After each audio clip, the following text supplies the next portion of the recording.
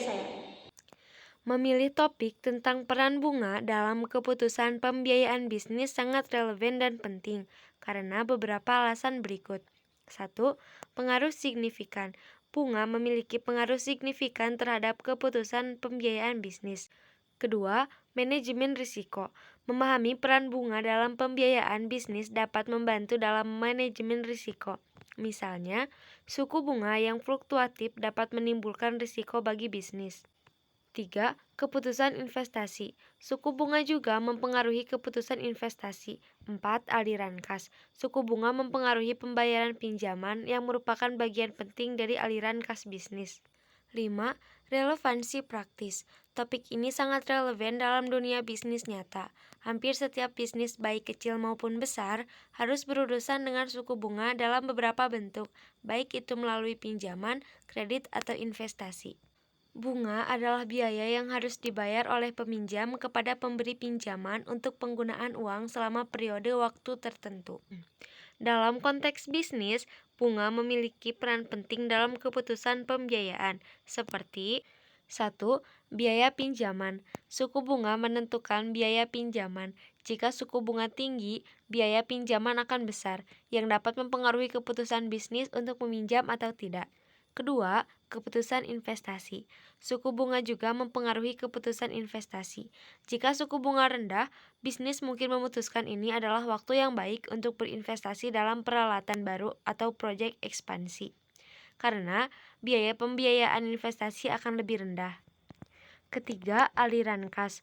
Suku bunga mempengaruhi pembayaran pinjaman, yang merupakan bagian penting dari aliran kas bisnis.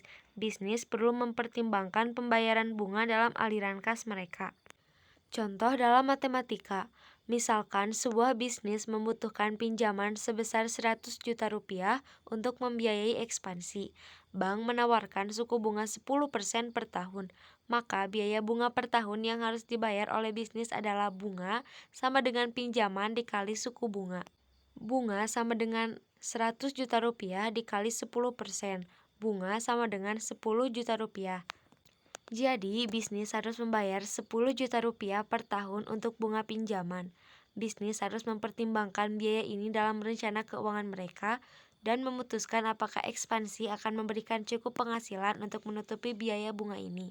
Di dalam pertanyaan tersebut dikatakan bahwa bagaimana bisnis dapat memanfaatkan fluktuasi suku bunga untuk keuntungan mereka dalam keputusan pembiayaan.